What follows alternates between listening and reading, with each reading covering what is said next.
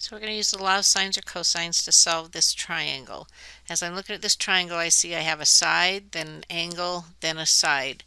I try the law of sines first because that's the easiest, but each of the sides, the 13 or the 20, I don't know the angle opposite them.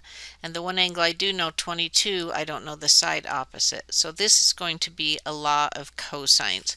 So let's call this side x. The law of cosines says that side squared equals the sum of the squares of the other two sides, that's 13 squared, and then add 20 squared, minus 2 times the product of those two sides, so 13 times 20, times the cosine of the angle between those two sides. Okay, that's the law of sines, and you see the right hand side is just stuff to calculate so that I could find x squared, but I'm going to do it all in one step, so I'll square root right now so that I will find x when I use the calculator. So I'm going to bring the calculator up, make sure I'm in degrees, and then I'm going to hit the second so that I hit the squared button and it'll make me the square root, and I've got 13 squared plus 20 squared minus 2 times 13 times 20 times cosine of 22. Okay, so it looks like x rounded to 2 decimal places, we'll just round it to 1 decimal place, is 9.3.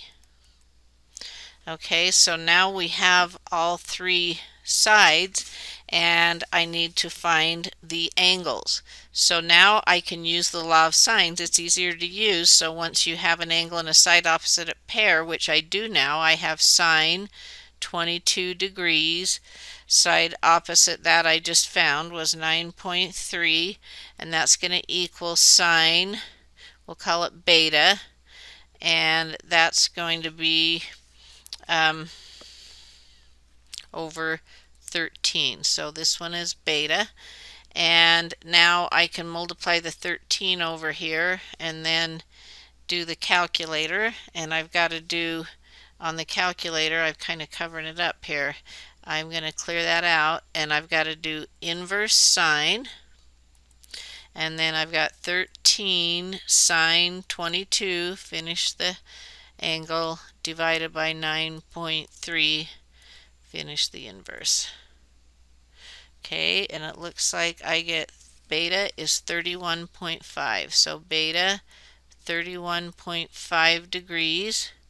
And now that I have beta, I can easily get at gamma because I have 22 and 31.5.